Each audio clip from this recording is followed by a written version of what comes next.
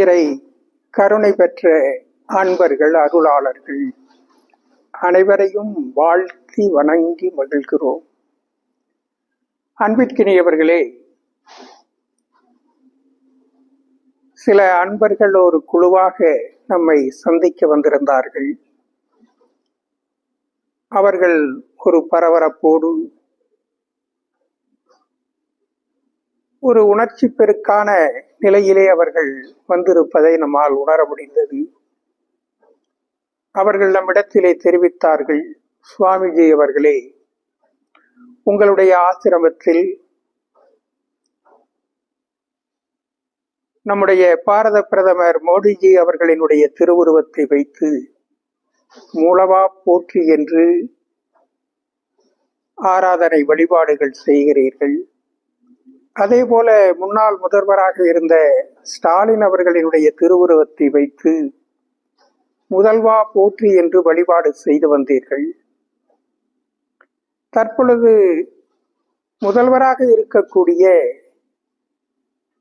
Joseph Vijay அவர்களினுடைய திருவுருவத்தை வைத்து வழிபாடு செய்து ஆராதனைகள் செய்து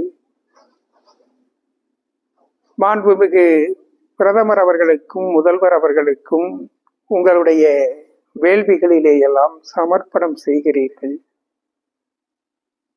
இதை எங்களால் ஏற்றுக்கொள்ள முடியவில்லை. இதை எங்களால் ஜீரணிக்கவே முடியவில்லை. ஈசனினுடைய புகழ் பாடுகிற வாயால் இறை பேரருளை போற்றி ஆராதிக்கக்கூடிய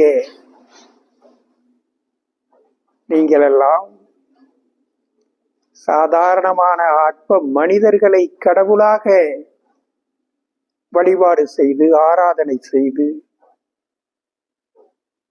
நீங்கள் தொடர்ந்து இதற்கான நடைமுறைகளை கடைபிடிப்பது என்பது எங்களால் சகித்து கொள்ள முடியாத ஒன்றாக இருக்கிறது. இதை ஜீரணிக்கவே முடியவில்லை. சுவாமிஜி அவர்களே, இதற்கு நீங்கள் ஒரு மாற்று செய்ய வேண்டும் என்று உணர்ச்சி பெருக்கோடு அவர்கள் தெரிவித்தார்கள். அவர்களிடத்திலே இந்த வழிபாடுகள் பற்றிய விளக்கங்களை நாம் தெளிவுபடுத்தி அவர்களுக்கு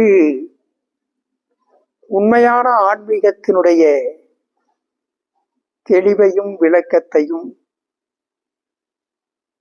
இறை ஆற்றலினுடைய மகத்துவங்களையும் நாம் அவர்களுக்கு விளக்கமாக தெரிவித்த பொழுது அதை முழுமையாக உணர்ந்து கொண்ட அவர்கள் எல்லாம்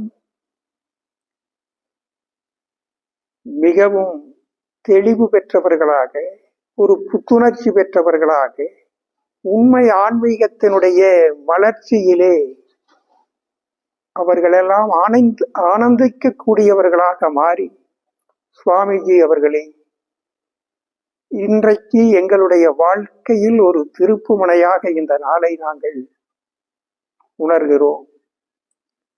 தாங்கள் காட்டியிருக்கக்கூடிய வழியில் உண்மையான ஆன்மீகத்தில் எங்களுடைய பயணம் தொடரும்.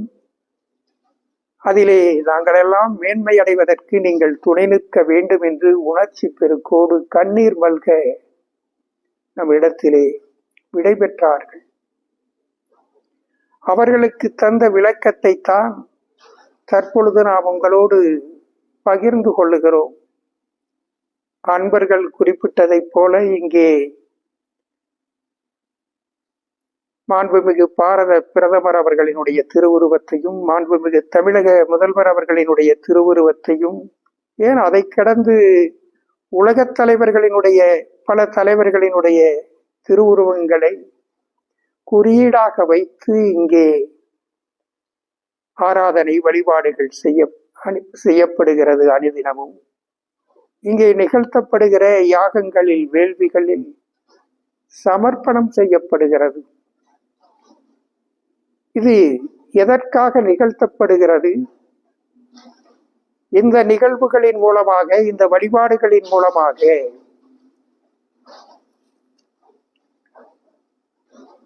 எத்தகைய மாற்றங்களை இந்த சமுதாயம், இந்த உலகம் சந்தித்துக் கொண்டிருக்கிறது என்கிற பேர் உண்மையை அனைவருமே அறிந்து கொள்வது என்பது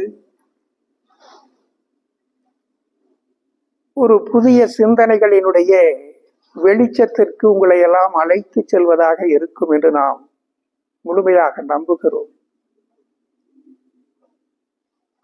இறைவன் அருவமாகவும் இருக்கிறான், உருவமாகவும் இருக்கிறான். அந்த இறை பேராற்றல் கடவுள் ஸ்தூலமாகவும் இருக்கிறார், சூட்சுமமாகவும் இருக்கிறார்.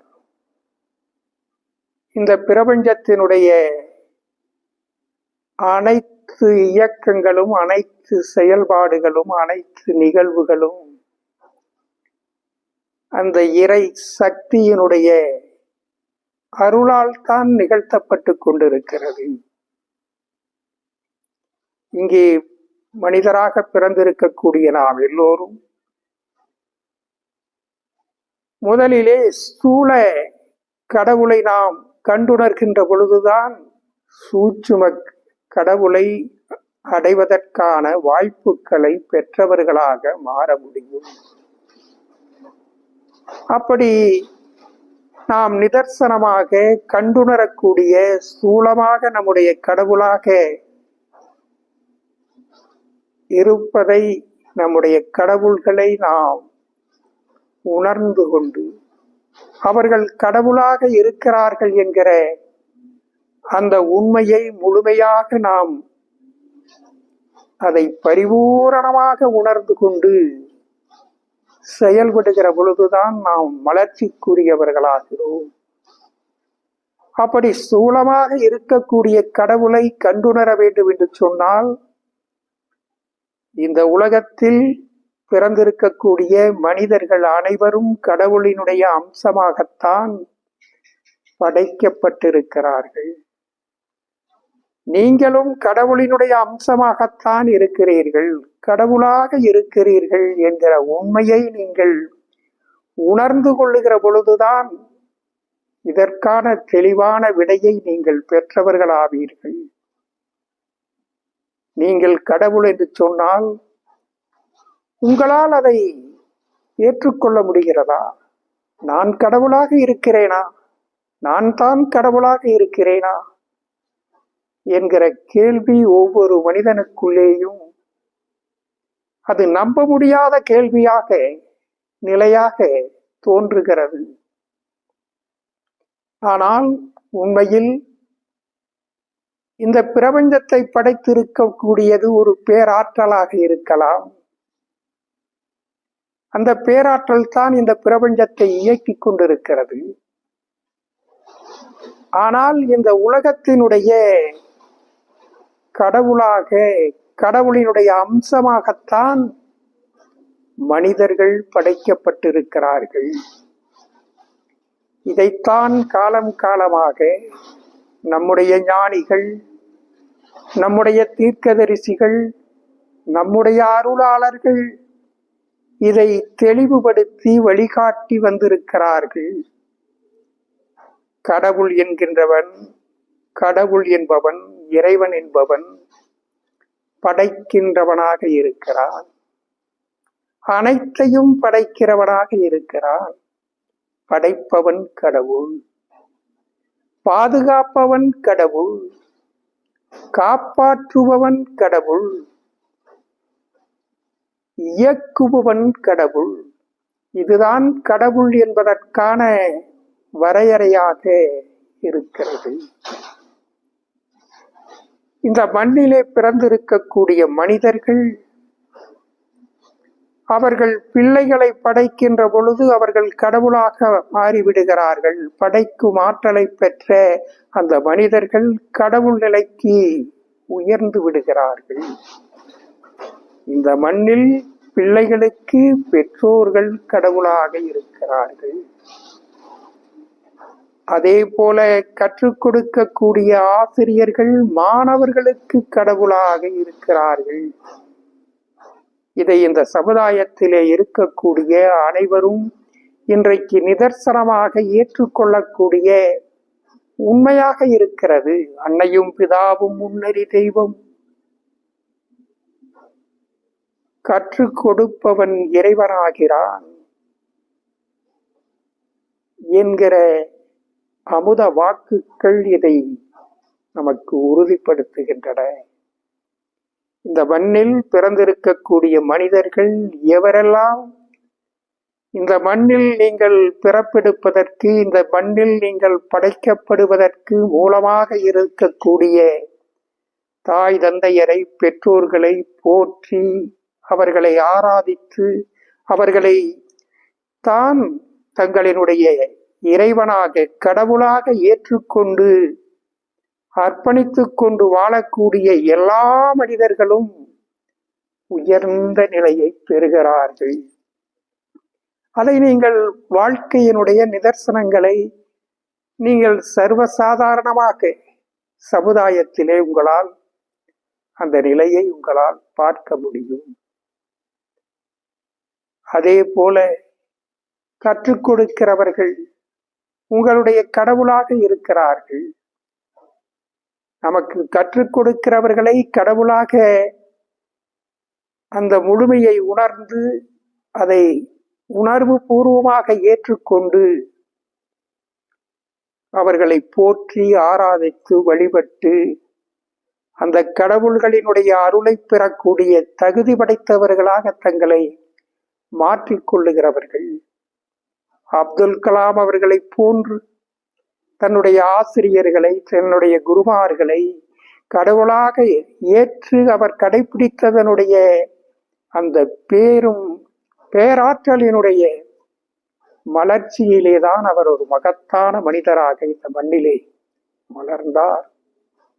இந்த மண்ணில் சாதனை படைத்த, சரித்திரம் படைத்த அத்துணை மனிதர்களும் இந்த விதிமுறைகளுக்கு, இந்த நியதிகளுக்கு உட்பட்டவர்களாகத்தான் இருப்பார்கள். பெற்றவர்களை கடவுளாக ஏற்றுக்கொள்ள முடியாது என்று சொல்லக்கூடிய மனிதர்கள் அவர்கள் மனித நிலைக்கு உட்பட்டவர்களாக இருக்க முடியாது. அதே போல ஆசிரியர்களை, குருமார்களை கடவுளாக இந்த சமுதாயம் ஏற்றுக்கொண்டிருக்கிறது, சமுதாயம் கடைபிடித்து வருகிறது என்று சொன்னால் இந்த நியதிகளை, விதிமுறைகளை விட்டு விலகிச் செல்லுகிறவர்கள் அவர்கள் மனித குணத்திற்கு உரியவர்களாக இருக்க முடியாது என்பதுதான் யதார்த்தமான உண்மையாக இருக்கிறது. அதே போல இந்த மண்ணில் வாழக்கூடிய மக்கள் அனைவருக்கும் அரசாளுகிறவர்கள் கடவுளாக இருக்கிறார்கள். நாம் மீண்டும் மீண்டும் பல முறைகள், பல பகுதிகளிலே இதை தொடர்ந்து வலியுறுத்தி வந்து கொண்டிருக்கிறோம். தெய்வ புலவர் திருவள்ளுவர் அவர்கள் மிக தெளிவாக தெளிவுபடுத்துகிறார். முறை செய்து காப்பாற்றும் மன்னவன் மக்கட்கு இறை என்று வைக்கப்படும். பிள்ளைகளுக்கு பெற்றோர்கள் கடவுளாக இருக்கிறார்கள், மாணவர்களுக்கு ஆசிரியர்கள் கடவுளாக இருக்கிறார்கள். அதே போல மண்ணில் இருக்கக்கூடிய மக்கள் அனைவருக்கும் அரசாளுகிறவர்கள் கடவுளாக இருக்கிறார்கள். படைக்கிறவன் கடவுள் என்றால் பிள்ளைகளை பெற்ற பெற்றோர்கள் கடவுள் என்பதிலே எந்த விதமான மாற்றமும் கிடையாது.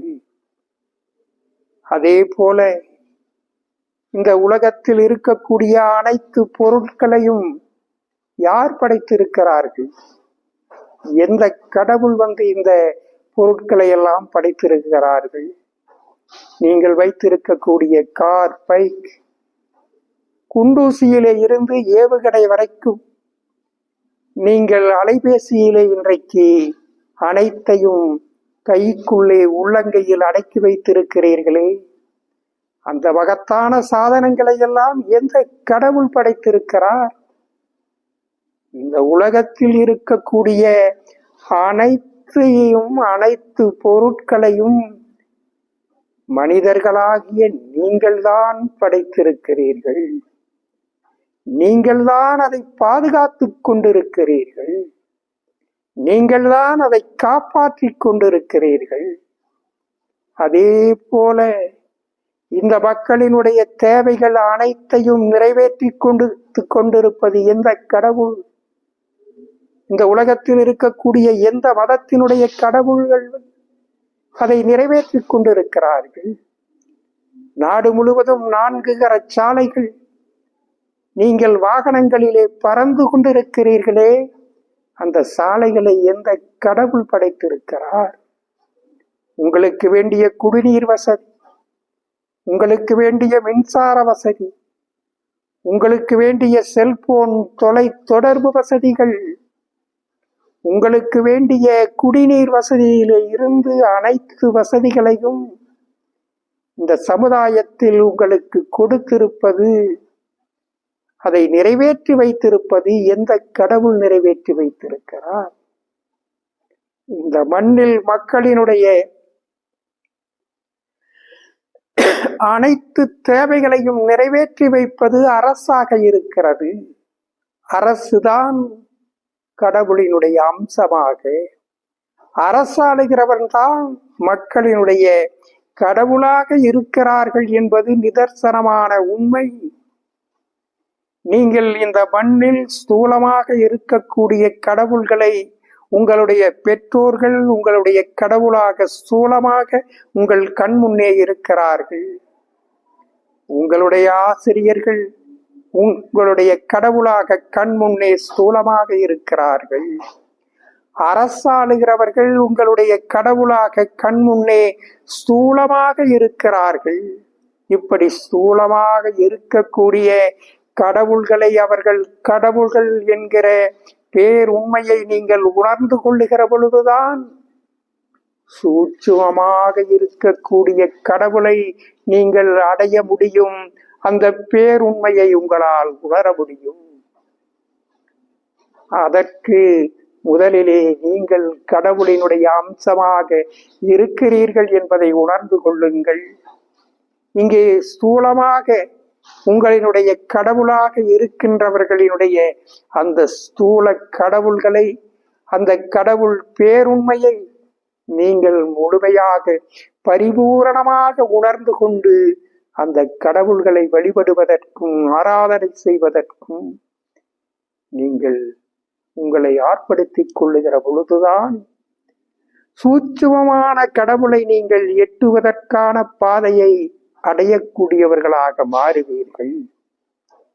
இன்றைக்கு நம்முடைய அரசாளுகிறவர்களை, முதல்வராக இருக்கின்றவர்கள், பிரதமராக இருக்கின்றவர்கள் மக்களினுடைய கடவுளாக இருக்கிறார்கள்.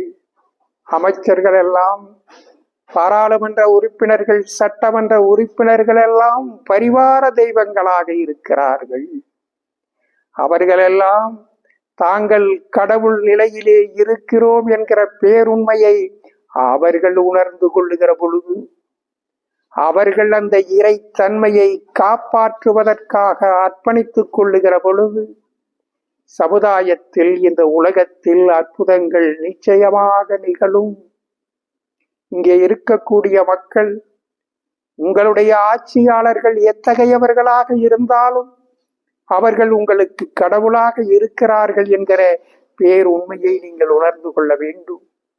உங்களுடைய பெற்றோர்கள் எத்தகையவர்களாக இருந்தாலும், உங்களுடைய தந்தை குடிகாரனாக இருந்தாலும் அவர்களும் உங்களுக்கு கடவுள்தான் என்பதை நீங்கள் உணர்ந்து கொள்ள வேண்டும். அதே போல ஆட்சியாளர்கள் எப்படிப்பட்டவர்களாக இருந்தாலும் அவர்கள் ஆட்சியிலே இருக்கின்ற வரைக்கும், ஆட்சியாளர்களாக இருக்கின்ற வரைக்கும் அவர்கள்தான் உங்களினுடைய கடவுளாக இருக்கிறார்கள். அந்த கடவுள்களை நீங்கள் ஆராதனை செய்து வழிபாடு செய்து, அந்த கடவுள்களை இறை உணர்வு பெற்ற அந்த பேருணர்வில் நீங்கள் சங்கமிக்கிற பொழுது அந்த அரசாளுகிறவர்கள் இறைத்தன்மை பெற்றவர்களாக, இறை ஆற்றல் பெற்றவர்களாக மலர்வார்கள். அவர்கள் நமக்காக, நம்மை கடவுளாக போற்றுகிற, கடவுளாக என்னை வாழுகிற நம்முடைய குடிமக்கள் அனைவருக்கும் நாம் அந்த கடவுளாக இருந்து இந்த மக்களுக்காக சேவை செய்ய வேண்டும், தொண்டாற்ற வேண்டும்.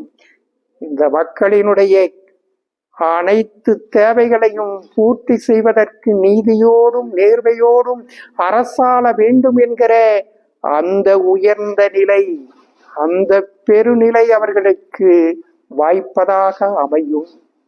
அதற்கான ஆற்றலை இந்த பிரபஞ்ச பேராற்றல், அந்த பெரும் சக்தி அவர்களுக்கு வழங்கும். அப்பொழுது சமுதாயத்தில், தேசத்தில், இந்த உலகத்தில் உன்னதங்கள் நிகழும்.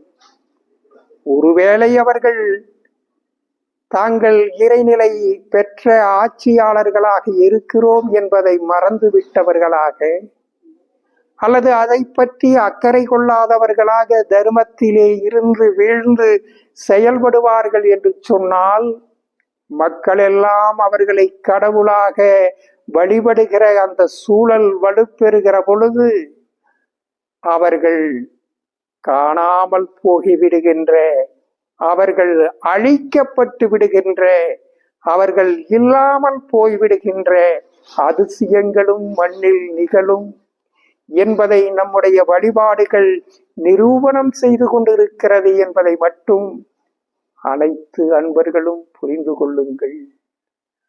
நாம் அனைவரும் இந்த மண்ணில் தர்மத்தோடு வாழ்வதற்கு, தர்மத்தை கடைபிடிப்பதற்காகத்தான் இந்த மனித வாழ்க்கை கொடுக்கப்பட்டிருக்கிறது. இந்த மனித வாழ்க்கையை பெற்றிருக்கக்கூடிய எல்லா மனிதர்களும் ஒரு கணத்தில் இந்த உலகத்தை விட்டு விடைபெறப் போவது என்பது சத்தியமான உண்மையாக இருக்கிறது. ஒரு நாள் இல்லாமல் போவதற்காகத்தான் எல்லோரும் இருந்து கொண்டிருக்கிறோம். மனித வாழ்க்கை என்பது மரணத்தை நோக்கிய பயணமாக இருக்கிறது என்கிற பேருண்மையை, நியதியை இந்த மனித சமுதாயம் மறந்து விடாமல் இருக்க வேண்டும். இவரெல்லாம் மரணத்தை பற்றி சிந்திக்கிறார்களோ, மரணத்தை பற்றி ஆய்வு கொள்ளுகிறார்களோ, அந்த மரணத்தை ஆராதிக்கிறார்களோ, அவர்களெல்லாம் ஞானம் பெற்ற மகத்தான மனிதர்களாக, இறைநிலை பெற்றவர்களாக மலர்கிறார்கள். அது புத்தராக இருந்தாலும், ரமணராக இருந்தாலும், வள்ளலாராக இருந்தாலும், எவர் மரணத்தை பற்றி சிந்தித்து இந்த மனித வாழ்க்கையின் மாண்பை உணர்ந்து கொள்ளுகிறார்களோ அவர்களெல்லாம் உன்னத நிலை பெற்ற மகத்தான மனிதர்களாக, இந்த மண்ணில் இறைநிலை பெற்ற மனிதர்களாக, இறையாளர்களாக மலர்ச்சி பெற்றிருக்கிறார்கள்.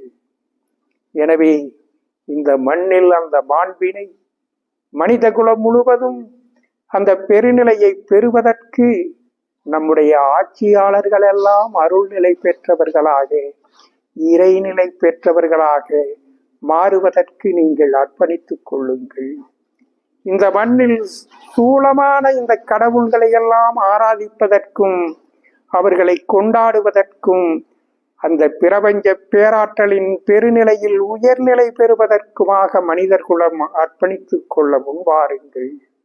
அப்பொழுது இந்த உலகம் உன்னதங்களை நிச்சயம் எட்டும். இவர்களெல்லாம் அற்ப மனிதர்கள், இவர்களை இறைவனாக போற்றலாமா என்று ஒரு நாளும் கருதாதீர்கள். நீங்களும் கடவுளாக இருக்கிறீர்கள். உங்களுக்கு கடவுளானவர்களும் இந்த மண்ணில் ஸ்தூலமாக இருக்கிறார்கள். நீங்களும் இறைநிலையோடு உங்களுக்கு கடவுளானவர்களை அந்த இறைநிலை பெற்ற அந்த பேரருளோடு ஆராதித்து வழிபாடு செய்து உயர்ந்த நிலையை பெறுங்கள். நீங்கள் கடவுளாக மலர்ச்சி பெறுவதிலேதான் உங்களுடைய வாழ்க்கையின் நிறைவு இருக்கிறது. அதுதான் முழுமையை நோக்கிய பயணமாக இருக்கிறது. அனைவரும் அந்த தர்மத்தை நிறைவேற்றுவதற்கு அர்ப்பணித்துக் கொள்ளுங்கள். பரிபூரண நல்லாசிகள்.